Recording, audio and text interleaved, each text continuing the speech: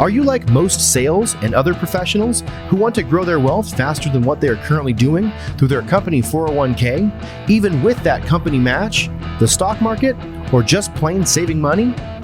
Would you sleep better at night if you had the financial freedom to be job optional in just 3 to 5 years through investing in real assets?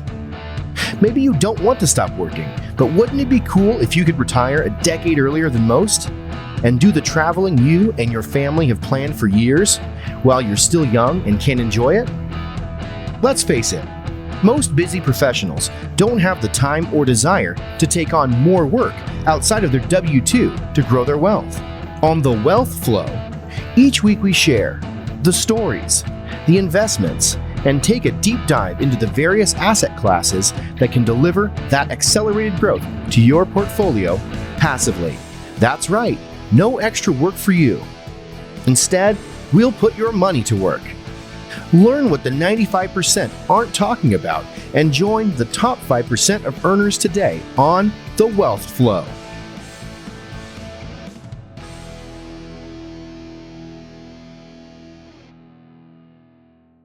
Okay, welcome to The Wealth Flow. My guest today is Travis King. We are going to talk land flipping today. Travis is a powerhouse investor, coach, and mentor. He's also a husband and a father of 4 boys. He has developed a 100% proven system that helps others to be successful in land flipping. He's flipped land in 28 different states and counting, hundreds of personal flips completed, hundreds of successful joint ventures as well, and 1,500 plus one-on-one coaching calls with satisfied clients. Well over 7 figures from land investing, and he is the author of Land Investor Playbook. Travis, I'm glad we finally got a chance to do this. Looking forward to it. Hey, thanks for having me. And I sound 100 years old when you read my resume. As you could tell, I'm not a 19-year-old man, right? With that resume, what that means is not that I'm accomplished. It means I'm getting old, right? And I've been at this a while, like you. I know you got into this in the early 2000s, and I'm the same. Going on 2 decades now. So yeah, you can't help but pad the resume a little bit, I guess, with 2 decades of investing, right? That's right, exactly. And Travis, I like to usually start with just, kind of where you grew up and what eventually got you into real estate investing and ultimately into land flipping. Yeah, well, I'll say one thing that's interesting, and it'll kind of weave or tie into some of what you do, right, with mobile home park investing and stuff. Is a lot of the times, like I hear, investors discover, mobile home parks and the returns, right, on it, and it's like this asset class most people are unfamiliar with, and it's almost always like white collar investors who don't actually know anything about a mobile home or a mobile home park. Well, I grew up in rural Montana in a trailer in a mobile home. Okay. So that's when I understand that, I know that. So I tell people, like, people might find it as an asset class, but I have the perspective of like being the tenant. You know what I'm saying? So like I come from very, very humble beginnings, blue collar, working class. Grew up in a trailer park in Montana, man. And it's I've definitely I had to eventually leave the state to like get some abundance mindset and see what could be accomplished, because within my own proximity or my environment, I wasn't operating, I wasn't surrounded by high achievers or entrepreneurs, right, or anything like that. But what it did give me is like that foundation, that groundedness of hard work. You know what I mean? Of blue collar hard work. So growing up like that. So yeah, I grew up in Montana, and I almost feel like this in any cold weather state. It's a grind, right? It's a grind, and people are more salt of the earth. People are more down to earth. Like you just find more like hardworking, value driven type people when we're not running around goofing off in the sun in tropical paradise, right? So some of the beauty of growing up in Montana is I feel like it laid that foundation that I needed for integrity and hard work and honesty, right? And being like a fifth generation Montanan, right? And like your reputation, how important that is. So I took a lot of that, but then as far as like environment itself, like it wasn't in alignment with my goals and stuff. So I kind of needed to get out and be where people are doing things and have big dreams and big goals. So I left the state in my early 20s, moved to California, and started working. And that's when I got into real estate investing. And might sound cliche, but it's just honest. Like most people, man, I started with the same purple Bible a lot of people did. I read Rich Dad Poor Dad, Yeah. and that it changed my mindset, or kind of like a mental shift of traditional advice of, like, going to college, getting a good job, kind of what Robert Kiyosaki calls industrial age advice. Good advice, but for a different era.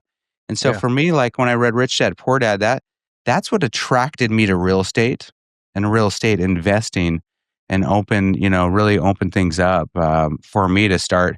Which, that's a big umbrella, right? Real estate investing. That's a huge umbrella and a lot of niches and sub niches within that. But yeah, Rich Dad Poor Dad is kind of what drew me in, attracted me to real estate. Okay. And from the get-go, what type of real estate investing did you start with? Very conventional, right? So my thought process was, at the time, I'd went through a trade school, and I was a contractor, and I was traveling around California and really all over the Western states, building out. Nobody knew what they were 20 years ago. Now it's pretty common, especially with AI, but like data centers, like Facebook's, Amazon's, right? Like these massive data centers that house all these servers and supercomputers that run the internet, right? So I was Mm. building these things out, like physically installing the servers, building the whole buildings out, and traveling all over doing that. And I was compensated really well at a pretty young age, in my 20s doing that. So I ended up with some good pay stubs. So my approach was like, hey, I'm going to buy a rental. Every 2 years, I'll buy a rental and just continue to do that, and really looking long term. Very conventional still, although like Rich Dad Poor Dad opened me up to real estate investing. I still was kind of operating from that like conventional day job, W-2, use the pay stubs to invest on the side, like use the paycheck to pay the bills and live, but use the pay stubs to get approved and do my investing kind of after the 9 to 5, kind of the 5 to 9 after hours is I would do my own investing, buying one rental house at a time. Um, and I think we probably, have a similar timelines where, this was in the early 2000s, right? And a lot of Mhm. things were going well, slow, but well, until the '08 recession, right? And that kind of changed my perspective on everything. And then also, through that, my perspective shifted a little of when I sat down and really thought about, like, hey, this is a really great long-term plan, but like to buy a rental every 2 years, I got to stay at the job for 20 years to accomplish, right, this goal of like these 10, Right. right, these rentals. And that was the conflict. That was the problem of, like, I like the idea of owning these cash flowing assets that hopefully will also appreciate, but I don't love the idea of having to serve a master and work a job for, multiple decades to accomplish it.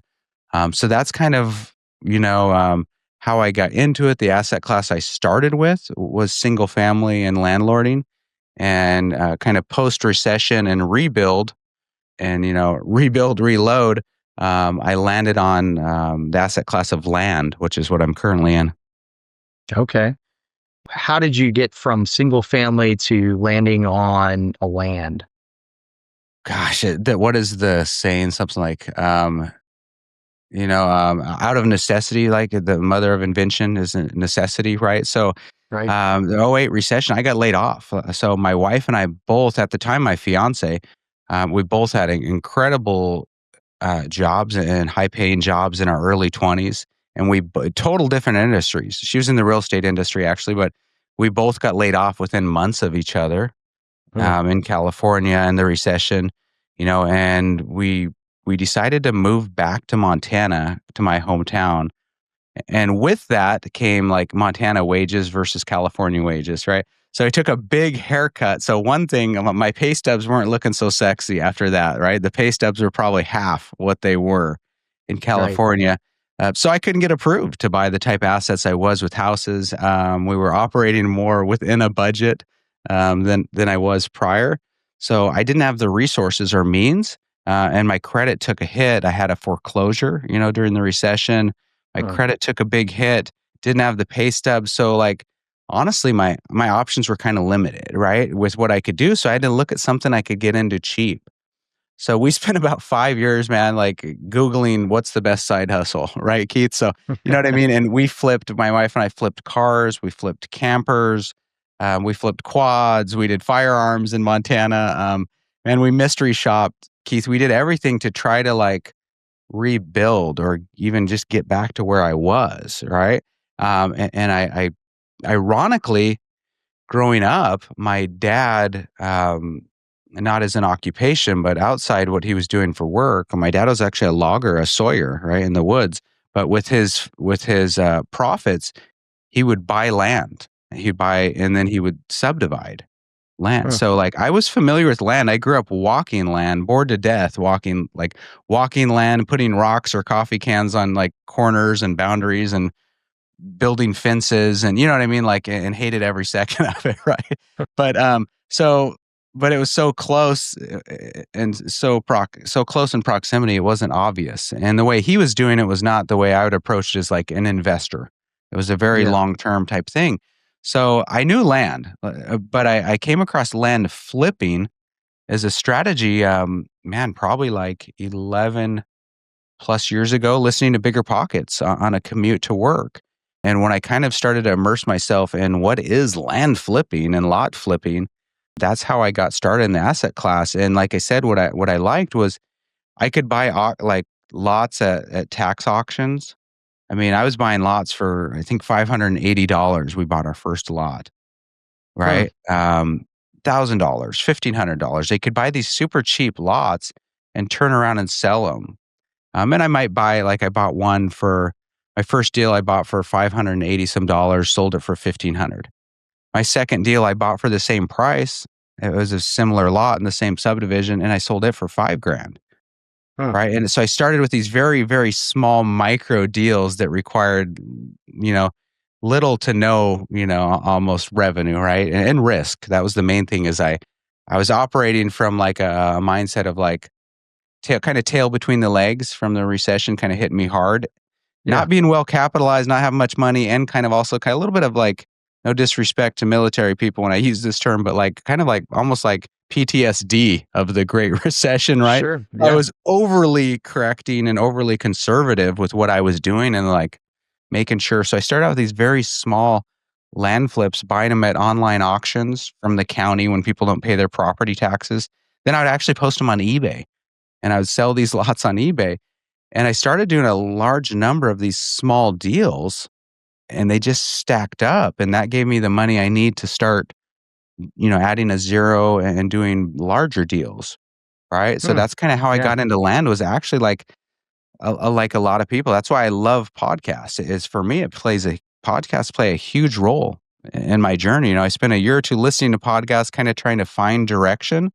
And then when I found my niche of land and land flipping via podcasts, and kind of went all in on it. Without podcasts, I never would have been aware of this as a business model or as a strategy. Yeah, I think that's a good point. And I've done the same. I've learned so much from different ones, and really so much now having my own podcast, just having guests on, and hearing their story and hearing what they're doing. It's really cool how many different avenues there really are to be able to make a living in real estate, outside of real estate, just from an investment standpoint. There's just so many different avenues, and you certainly came across one and found one that worked for you at the right time. Where were you buying this land? Was this in Montana or was this? No, so here's the challenge that's tricky with Montana. I mean, I'm telling you, I might be biased because I grew up there. I live in Arizona now because I got tired of shoveling snow and scraping windshields in the winter, right? But I Yeah. still have a lot of love for Montana. We go back frequently, right? But winter's a suffering contest, man. I'll tell you that. But price per acre and values are high. Thanks to Uh-huh. like A River Runs Through It, the Brad Pitt movie in the '90s, and then now Yellowstone, right? Like Yeah. locals hate this, right? So I mean, it's driving values, price per acre up so much that Montana's tough to invest in because the whole darn state, we just hit recently 1 million people. And you got to think half that population's kids, right? So when Mm. we talk buyer pool, Keith, like, hey, what's the buyer pool? Like, going to buy properties, there's not a massive buyer pool, in Montana.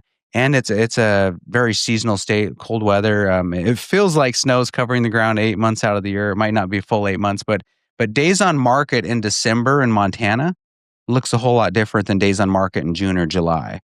Okay, Oh, I'm so sure. I Yeah. identified like sometimes we're fortunate enough that we're living, in a good market and we can invest locally. Where I was at, I couldn't get the numbers to work. Price per acre was too high. It was just too expensive. The properties, we're in God's country, right? The last best place. And man, the price per acre reflects that. Okay, so Yeah. I was kind of like living in too expensive of a market. And then also all the indicators based on my research was like, man, you shouldn't invest in these seasonal markets where, the winter has a big impact on days on market, right? And where there's a small buyer pool. So I kind of like followed the instruction and what I was learning, and that was like pick a Sunbelt state where days on market is very similar throughout the year round, right? And where there's a much larger population. So as I kind of focus on Sunbelt states, I locked in on Arizona because Arizona at the time I had researched every single county in the state would allow you to use like the same affidavit, like the same documents to close. Mm. So I was buying these properties and I was self-closing, and then I would sell these properties without an agent, like self-close. So I would buy self-close and I would sell self-close. And it was so streamlined in Arizona because you move from one market or one county to the next. You didn't have a new information packet or new forms.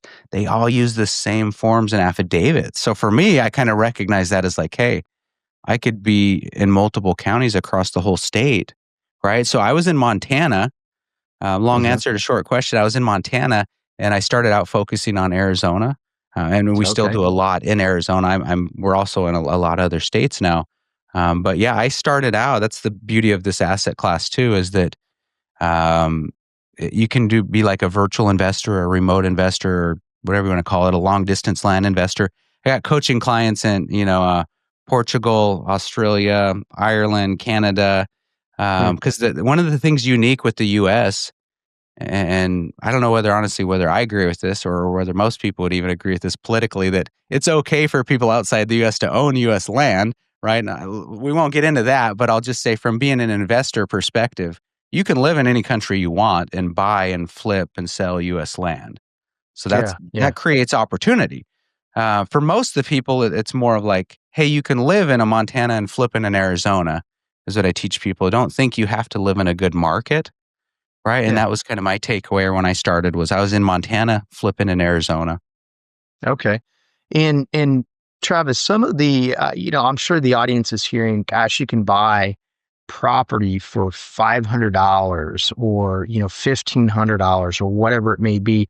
Explain that a little bit more. I know you mentioned, being behind on taxes, but what does that process look like? And is that the primary that you're finding is mainly people with a tax lien that ends up going up to auction, or what is maybe that's changed over the course of time you've been Yeah, investing as without well. question, it has, and yeah, hey, grab a cup of coffee because 'cause I'm about to go on a tangent, right? So I Okay. don't gate anything. I'll tell you, I'll give you guys websites, I'll give you tactics, anything free. I don't gate anything. So I'll tell you when we started, and it's still an incredible resource.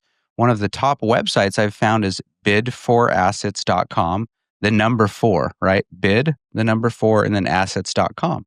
And then you go to county tax sales. And these are counties that they don't know how to sell at the courthouse, or they don't want to sell their properties that they take back when people aren't paying property taxes. So they put it up for an online auction. This Hmm. is where we got started, where we bought a ton of properties, right? I moved away from the auction for two reasons. One, it kind of felt like maybe the secret got out and people were starting to bid up way higher to where it didn't make as much sense, or we couldn't get as good a deal. Um, And two, I'd spend a lot of time researching every parcel on the spreadsheet at the tax auction and then only win one or maybe not get any, right? If I got outbid. So it felt like, so I was kind of starting to like look at this and go, hey, how do I control my own acquisitions?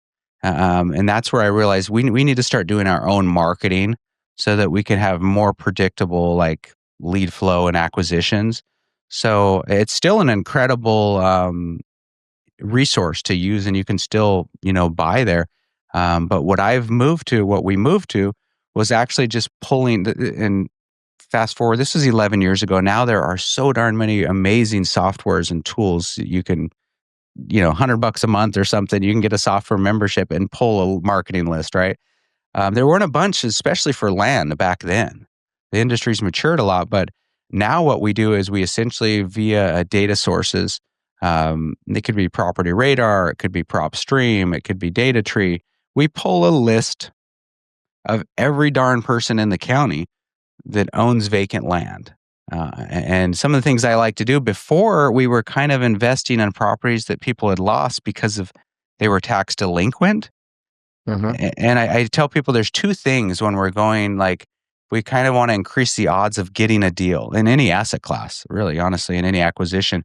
We can go after like propensity, meaning like something they need to sell within the next 90 days for a reason. Maybe it's a divorce, maybe it's probate, maybe it's tax, right? There's something with a timeline, like, hey, propensity here, there's urgency. They're going to lose this thing if they don't sell now. So we can be like propensity investors or pull propensity lists, or we can be like probability investors. And what I call that is like, this list is more probable, Keith, meaning like if I go to, let's say I'm in Arizona, I'm in Phoenix, I go to Maricopa County, and that's boy, and then I go, okay, within Maricopa County, give me a list of all the vacant land. I have some choices. Do I want to say only like lots 1 acre or less, or do I want to say everything up to 100 acres, right? So I have Yeah. some choices on the property, but more importantly, I have some choices on the owner, the demographics. And when I start doing things like going, hey, only give now, let's filter this down to I only want to see the out of state owners. Because Yeah. it kind of like within houses or other asset class, would call them absentee. The funny thing with land is everything that we invest in, it's all vacant land, so it's 100% absentee. Like, meaning it's not owner occupied, nobody's living on it, but they might be out of county or out of state. So this is when we're pulling a list to market to, because like I said, we stopped buying at auctions and we started doing direct mail, where we would send people letters and postcards. Yeah. But to get those lists, I would do things like I would say, hey, within Maricopa County, I only want a list of land. Now I only want a list of people that own Arizona land in Maricopa County but live out of state. And then I would see how many people there are. And then I would go, you know what? Now I only want people that have owned for 10 years or more. And I start to get this list. We start with a big top of funnel, but by the time I get to the bottom, I kind of have this list of owners that are much more probable to sell. If they've owned it for 10 years, 20 years, they probably never did what they intended with it. And that's Yeah. usually like, hey, we wanted to build a cabin or we wanted to build a second home, or something comes up and they haven't done it. So that's what we do. We kind of try to like, it all starts with a data source. The genesis is all like a data source and a marketing list. And then we started with direct mail was the one channel at the time when we moved from online auctions. We moved to direct mailing people and saying, hey, we kind of like we buy ugly houses. Everybody's got those postcards, right? Right. With the Exactly. offers you laugh at and throw away, right? That's what we do. That's what we started doing for land. And yeah, 99% of people do laugh and throw them away. But the 1% who call us back, right? Of the Hmm. 1% that call us back, maybe we have 20 or 30 no's, but then we can get one yes. Yeah. Now we're in business and the numbers work, right? So like anything, it's a numbers game. But we moved from online auctions to pulling assessor tax rolls of vacant land, Hmm. not occupied, obviously, if it's vacant. And then we were sending direct mail. And that's kind of how we started to control our acquisitions and our lead generation. Okay. And what about, so if you're going through and you're finding these and you do get somebody that says, "Hey, is there an offer already included in it, or is it sounds like there may be. Is there an offer like as far as a call to action? Hey, we're willing to offer you this, or is it more like, hey, are you interested in selling? Give us a call. What does that look like? Well, it's an iterative process, right? So like it was kind of make it up as you go and learn. And what I Yeah, found was when we were doing these super cheap properties, it took a high number of transactions. If you're only making 1,000 or 2,000 a deal, you sure got to do a lot of deals to make six figures, right? So yeah, my wife and I did, I want to say, I know it was north of 70. I think it was like 73 deals our first year, right? mm, And we might have only made 1,000 to 2,000 or 5 grand a deal, right? So that it took a lot of transactions. And when I start to go, boy, to scale this does not look pretty, right? Like we've got to do yeah, 500 transactions, right? Eventually, so I go, well, now that I've validated this, we're not losing money, right? This works. The question became, I don't want to grow a large team and do 500 transactions a year or 1,000. It became like, okay, we have to increase the size of the deal, right? Like we got to make more yeah, profit per deal, and if anything, do the same or less transactions. And when I started kind of doing the math on that, and then I said, also, man, this is a pain in the butt. Like I'm listing my own properties, and that means I'm talking to all these leads. So imagine posting yeah, something on Facebook Marketplace or Craigslist, right? And yeah, people go, first question is this still available? And then you go, yeah, if it's still up, it's still available. And then anyway, you volley back and forth. And it's, man, I would rather have a root canal than ever list another property myself and field the buyer leads, right? So I right, identified within the business, we were buying properties, acquisitions, and we were selling properties, dispositions. And I identified that the selling, man, that was just a time suck, right? And all these low quality, unqualified leads coming in with the same questions. So I've said, hey, I've got to be more traditional and probably start listing with agents so they can yeah, sell these properties for me. Because when I was presented the opportunity when I started, and it was true, but I also found other stuff is true. It was positioned as the reason there's opportunity with these vacant lots and land is because if we focus on properties under like 30 or 20,000 in value, the commissions aren't there for agents. So they don't want to touch these things because there's not enough commission in it, right? So agents aren't really listing these properties. So therefore the owners kind of own like a liability and not an asset. So you're kind of doing them a favor buying their property, right? And yeah, therefore they sell cheaper, but you got to do a lot of transactions at that lower price point. So I said, well, if I want an agent to list it so I don't have to deal with buyer leads and I don't want to stop self closing and creating all the paperwork and documents myself, I got to use a title company. I've now got that cost of using a title company on the buy side, the sell side, and an agent commission. So when I kind of do the backwards math, it told me, boy, Travis, you really need to be at like $30,000 or north properties. And this was in complete conflict with anything that the only handful of gurus that are out there at the time teaching land taught. Complete conflict. Like they're like, hey, this is the sandbox you want to be in. And everything was telling me you need to be above that. And mm, Keith, we started marketing, the ironic thing was I was reading this business book, big reader, but reading this business book called The Blue Ocean Strategy. And at the yeah, same time I started marketing at properties north of 30,000, I encountered this blue ocean. None of these people were getting letters or cold calls or any marketing because all the gurus, all the courses were steering people to this lower end properties. And I found this blue ocean of opportunity. And that's where to go back to your original question of like, what marketing piece are you sending? Are you actually sending an offer with an amount, or are you just being open and vague, right? What I was taught in the courses when I started it was we're sending what we call in the land industry a blind offer, meaning it's an unsolicited offer. They weren't expecting to receive it, but it's actual purchase agreement with a dollar amount. Like you open the letter and it's like, I will pay you X for your land. yeah, We were doing that. I moved up in these higher values and I start like doing that. And what I found is there's more variation in prices and values when we get higher up.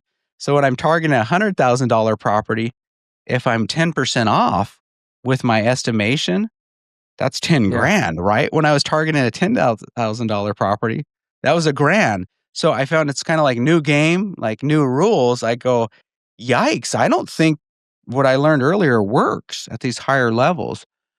So I learned two things that I teach, like when I coach people today, is when we move up to these higher values, we approach it two ways. Either if you're still marketing at a county level, because that's what we do within land, and it has everything to do with this because that's how assessors send the property tax bill is at a county Right. level. So that's generally how most our lists are. But when we market at the county level, because there's so much variance in price per acre across the whole county, we send what I call I call it an open letter. A lot of people call it a neutral letter. It's kind of the generic, like we buy a house, like, hey, we're interested in purchasing your property. Give us a call. Right. So we're just looking for people to raise their hand and have a conversation. And that allows us to get a lot of marketing out the door without pre valuing our list or our properties. Right. Yeah. Now, the Makes trouble sense. is it brings back a lot of unmotivated leads that want 100% or 300% of what it's actually worth. Right. So that's kind of a challenge, but it gives you an opportunity to have a conversation without pre pricing everything. What I found works really well, and this is kind of a strategy that wasn't being taught that I just figured out, was I like to do something I call like land sniping is what I coined it and what I call it. It's essentially where I target individual subdivisions. Okay, because subdivisions usually sit like houses within a subdivision. Price per acre is pretty similar. Price Yeah. per square foot is pretty similar within a subdivision. So I like to target individual subdivisions and do kind of a blanket offer on all the lots in there, right? So I will send what we call blind offers with a purchase agreement. Hey, I'll pay you 100,000 for your lot, and I think market value is 200, right? Yeah. So I'll send those out to everybody at a subdivision level. I even hesitate to go to a zip code level because there's so much variance. I do that with my offers, but when I operate at like a county level, we just send kind of an open letter like, hey, let's have a conversation if you're interested.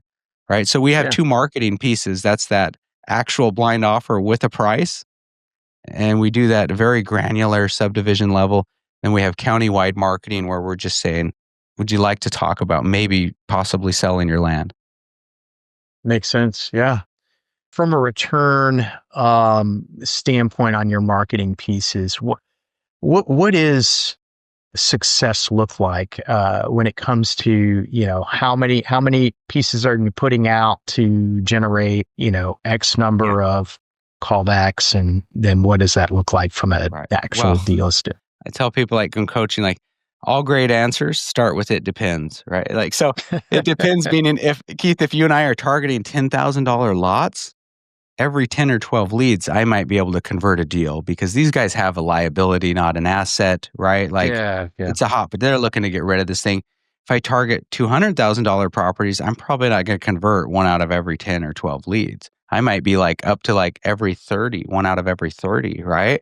So yeah, that's where like it depends is the higher value properties you target, understandably, there's a correlation like people want a higher percentage of what it's worth, right? So we might buy a rural vacant land that's worth, 30 grand. We might pick that up for 33%. Okay. But if we want to buy a $350,000 waterfront lot, we might have to pay 65%, mm, which is still pretty darn good. I mean, you know what I yeah, mean? So, but it's almost double the 33, right? So as the values increase, you need to offer more because as values increase, especially more in like urban and metro areas. Rural land's interesting because if it's like zone agricultural, the county barely property, like the property tax bill's nothing. right, And we have a property in contract right now. I think it's worth 650. We're getting it for 450 up in Montana. Okay. 650,000, I think it's worth. We're getting it for 450. It's appraised at 17,000.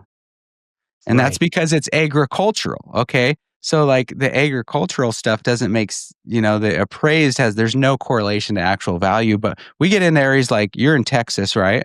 yeah, You're in Texas, okay, Texas, Florida, two of my favorite states for land. But we get within these cities, the metro areas, like, um, these counties, man, these cities, they're not leaving money on the table with their property tax bills, right? So Right. if it's a waterfront lot in Polk County, Florida, like it's probably assessed at 70% or 80% of what it's actually worth. It's not going to be that scenario where we said $17,000 appraised and it's worth 450, right? So Right. so people get a property tax bill. They kind of have a feel for what it's worth. They kind of know, right? So you these higher value properties, you have to offer more, you have to pay more. It's a more sophisticated seller who's going to be more current on the market.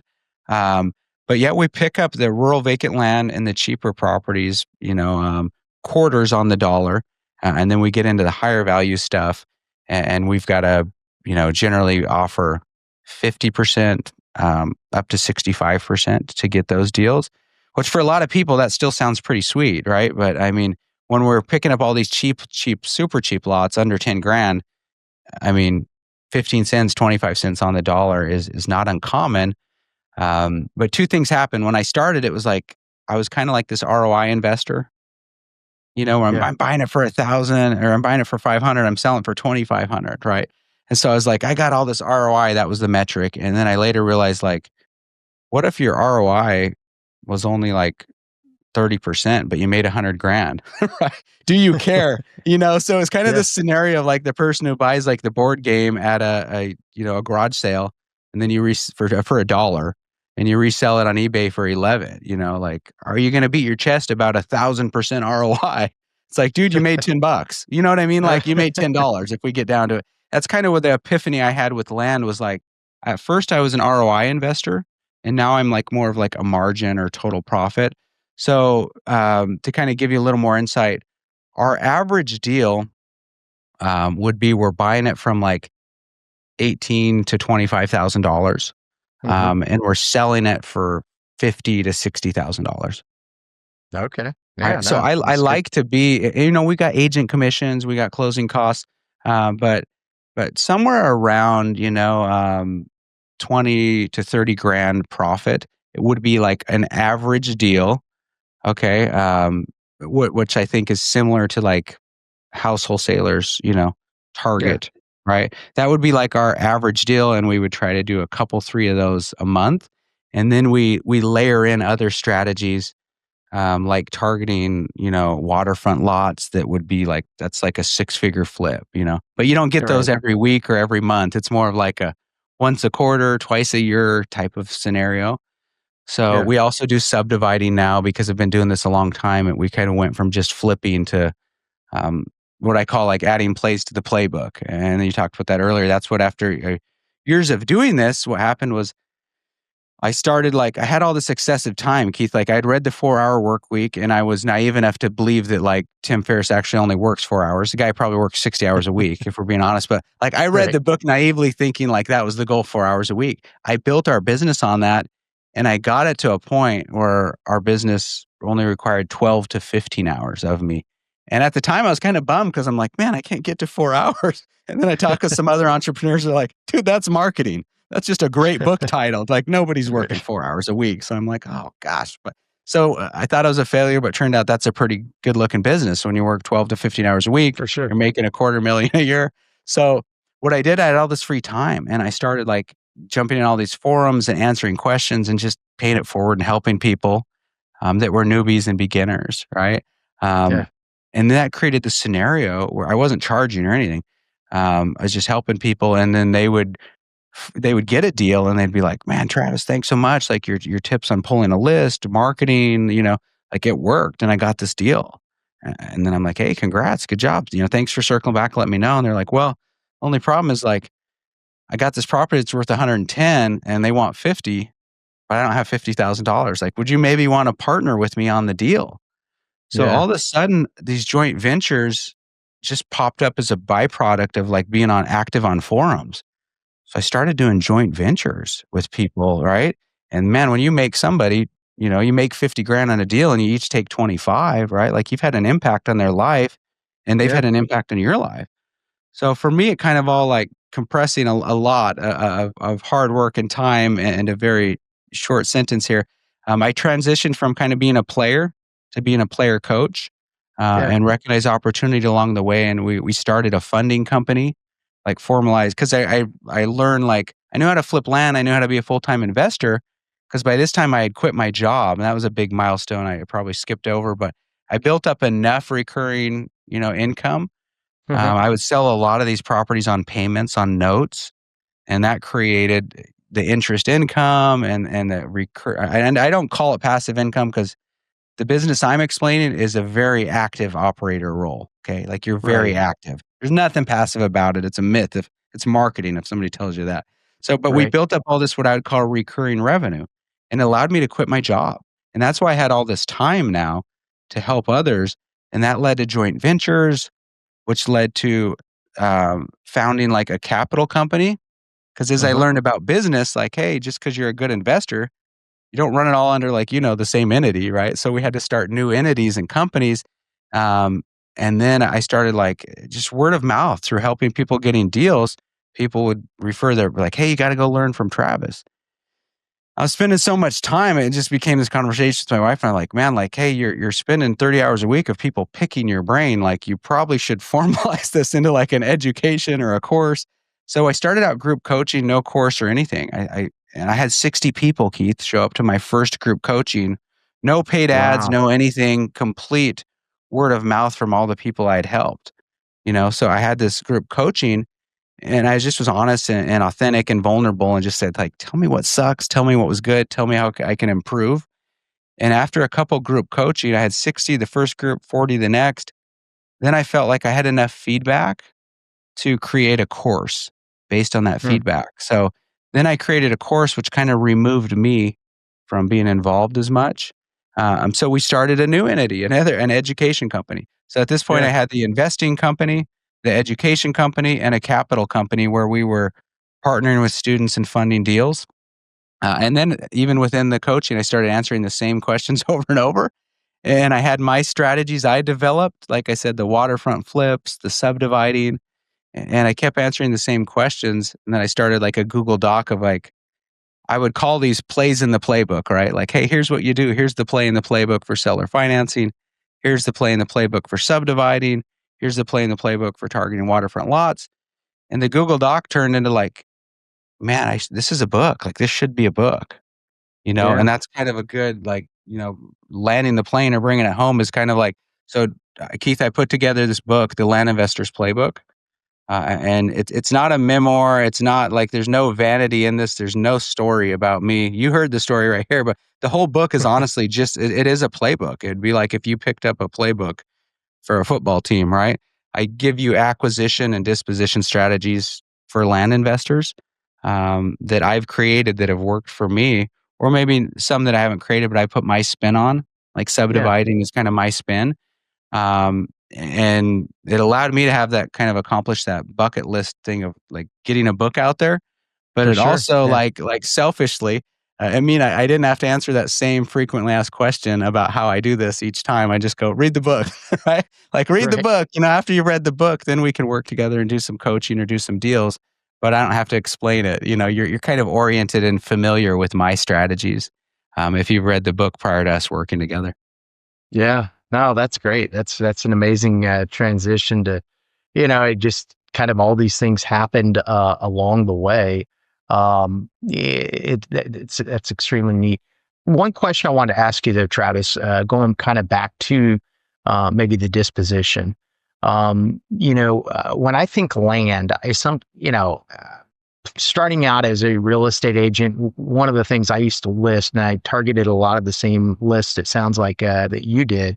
When I was an active real estate agent and broker, I looked at, kind of these nice subdivisions that had acreage lots. People would come to these places on vacation and say, I want to at some point retire here. And so they would get sold the lot, then they would go back home. Something would happen. They didn't end up Yeah. deciding to retire there. So, I targeted out of state owners, similar Right. to what you did.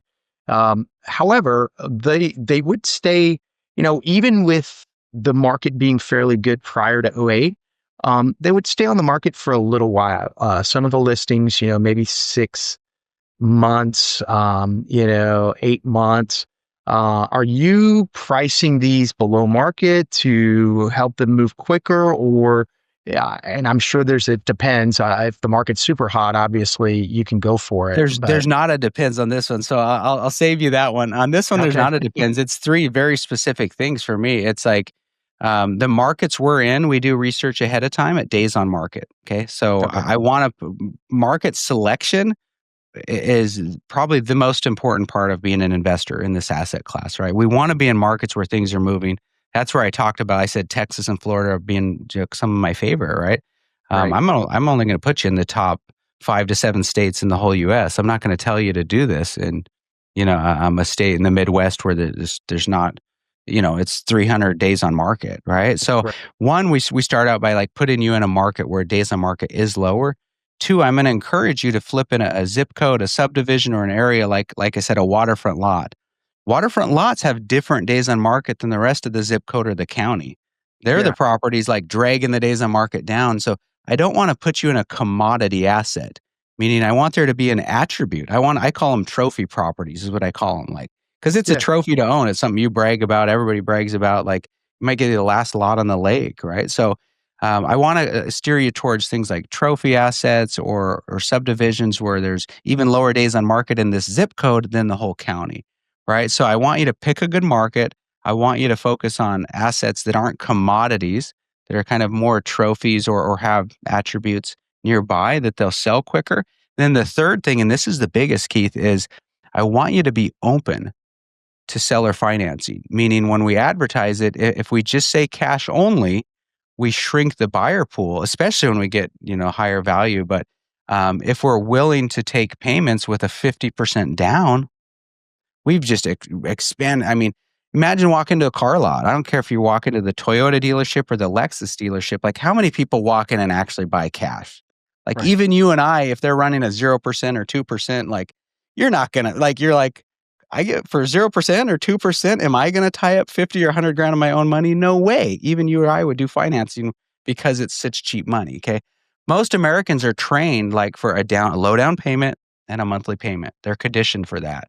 So, yeah, like when we offer properties on payments with seller financing, oh my goodness, the buyer pool just becomes huge when we start to say, can you bring in a down payment and make a payment?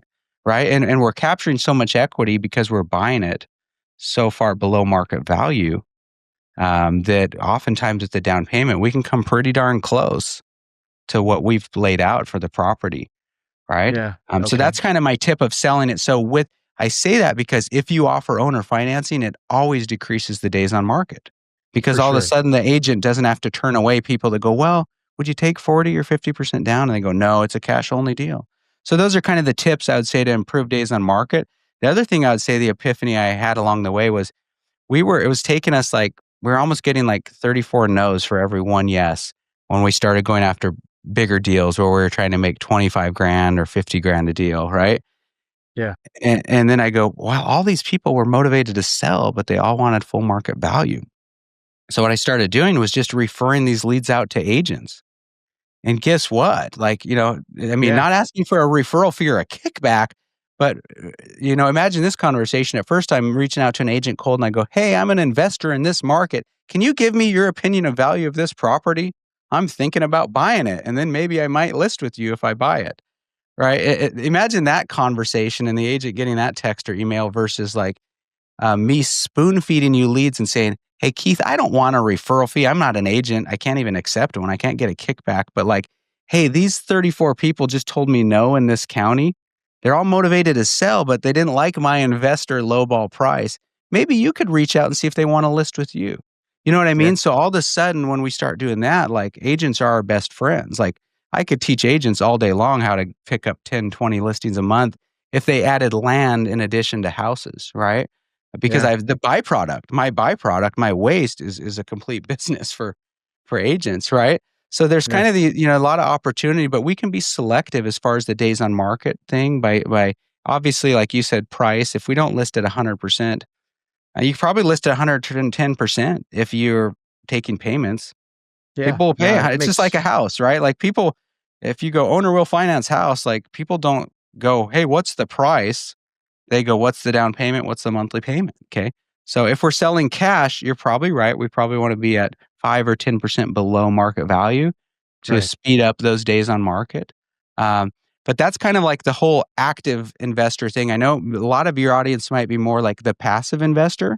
And that's what I learned along the way when we were funding deals, doing deals. And I wrote the book. The funny thing about the book was like, I wrote it for people who want to be active operators of a flipping company. And then I Yeah. started to get all these inquiries of like, Travis, I have no interest in creating an LLC, pulling lists, sending direct mail, processing leads, building out a team of Philippines-based micro team to process all these leads, talking to off-market sellers, buying, closing, and then relisting. They're like, but I got a lot of money, or I got an IRA with maybe I'm not liquid, but I have an IRA, I have a 401k, I have life insurance, I have money. Like, how can I get in on the action?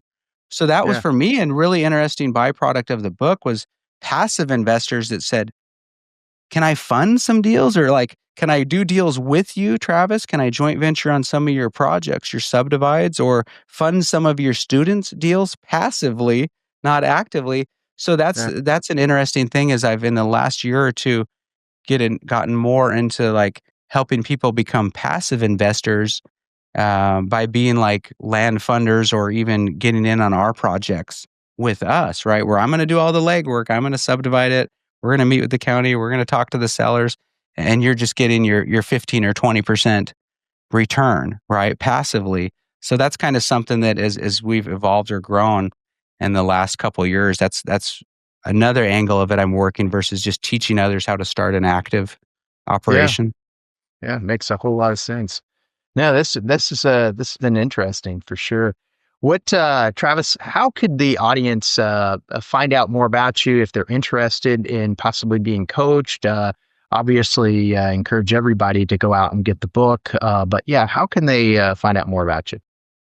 I think the easiest one-stop shop, just go to travisking.com. I mean, you don't have to get out your credit card and buy anything. You're gonna get pop-ups for a free book. You can have my book for free, right? You can go buy a hard copy. It's $250 right now if you go buy the hard copy, right? But you can also get it for free if you go to my website. Go to travisking.com. We'll give you the Amazon version, right, for free. Okay. And then once you're there, you'll see things. Keith, I've recorded like in studio free trainings, like a free 7-day challenge that just orients people to land. You don't have to pay a dime. And I'm going to orient you to like the asset class of rural vacant land, infill lots, like, kind of what this business is about. So I think there's a lot of content people can kind of get oriented and see if one, my teaching style for you, and like two, is land is an asset class for you, right? Yeah. Before you make any investment. But then, yeah, absolutely. We've got a standalone self-paced course. I have live group coaching that I don't outsource. I teach it, 8-week live group coaching. And then I still do one-on-one coaching as well. So we've got all those options. And then we also talked about, pinging me for, being a passive investor and things like that as well. I know you listened to one of your recent episodes where you had the hard money guys on. I'm like, I got to connect with those guys because that's what we do. They do it at a much larger scale, right? And I could Right. probably learn a lot from them. But that's also kind of an audience that I'm kind of cross pollinating with as well. But yeah, just go to travisking.com. We'll give you the book for free. You can kind of start following things and see if this asset class is of interest. I'll tell you, there's a lot of stigma with land, right? Land doesn't cash flow. Land takes forever to sell. And I think that a lot of that was true like pre-internet. Yeah. But now that we have like Zillow and people can look at land from any state, anywhere they can buy remotely. It's certainly the internet's changed a lot of these biases and stigmas that I think might have been true for a century, Yeah. prior to that. But now people buy land from out of state, out of country all the time. For sure. For sure. All right. Well, Travis, this has been awesome. How about I've got two other questions for you that I ask every guest. One would be, any advice you would give somebody who's maybe just starting out in their investment journey? Yeah, I would say like I'm a good example of my journey is like sometimes when you're just listening and just getting started, you feel like the gap between where you currently are and where the podcast guest or host is like this Grand Canyon gap. Like, oh my gosh, I would love to get there. I could never get there. And it's not true. It's honestly that gap from deal 0 to deal 1, or from investment 0 to investment 1. That's the toughest one. You know what I mean? Making that leap. Like, I'm giving you awareness of an asset class now. Will you take action and do anything? I don't know. That's up to you, right? That's the difference with most people, Right. is no action. So you just gotta take action. And like anything, you get through a couple of them, and it's not foreign, it's not new, it's not scary. You're all of a sudden a pro after 3 deals or 3 investments, right? Whereas when you're a newbie, it was really scary. So, one, like, hey, just take action. And Yeah. two, like, I'm a great example of a very, very ordinary guy who's been able to achieve some pretty extraordinary things. If you look at my environment, what I started with, and where I'm at now. Yeah. And it has nothing to do with aptitude, or I'm high school educated, right? Or degrees or anything. It just has a lot to do with the growth that occurs, right, Keith? Like, that, like, the true prize, man, is the self-development and growth that occurs along this journey of becoming Yeah. an investor. Not so much the holdings or the net worth or asset class.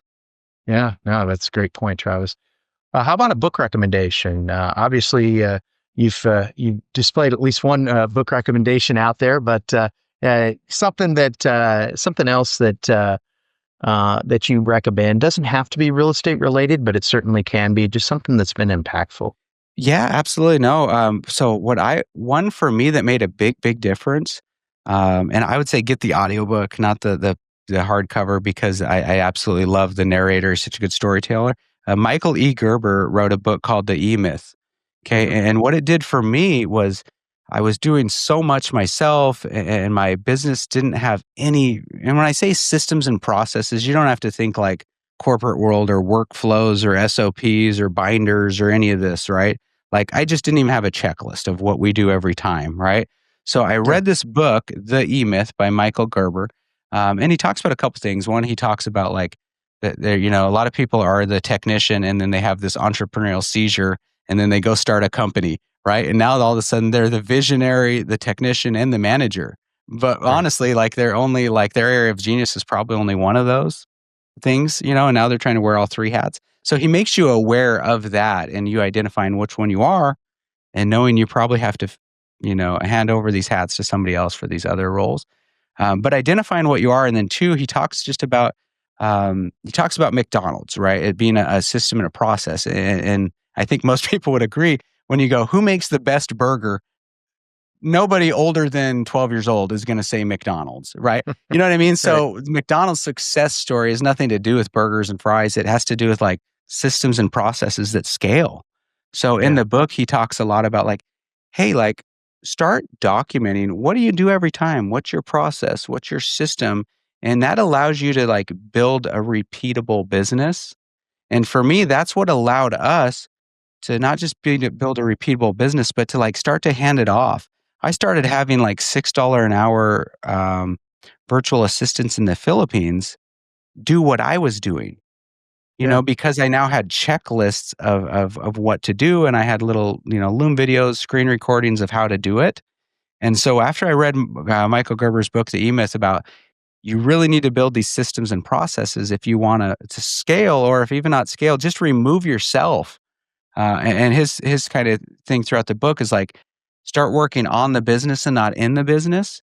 And for me, that's what allowed my wife and I to remove ourselves from the business so much, was documenting things. So plus the guy's just got he could read any book and it's worth buying, because he's just a fantastic narrator and storyteller. So I'm going to say The E-Myth by Michael Gerber was a big pivotal moment for me when I read that, and shifted from kind of just being like a solo investor to kind of going, wow, I guess I do own a business. You know what I mean? Maybe I should treat Yeah. it like a business.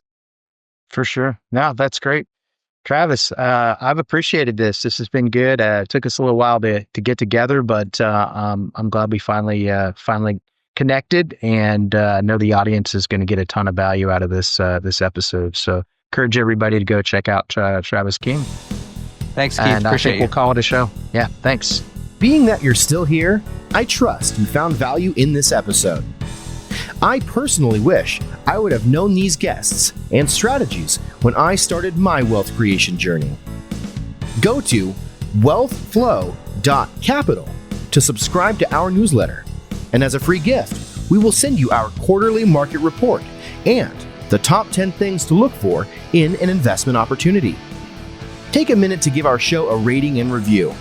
Help us reach 1 million professionals by subscribing and sharing this episode with someone you know who could also find value in it.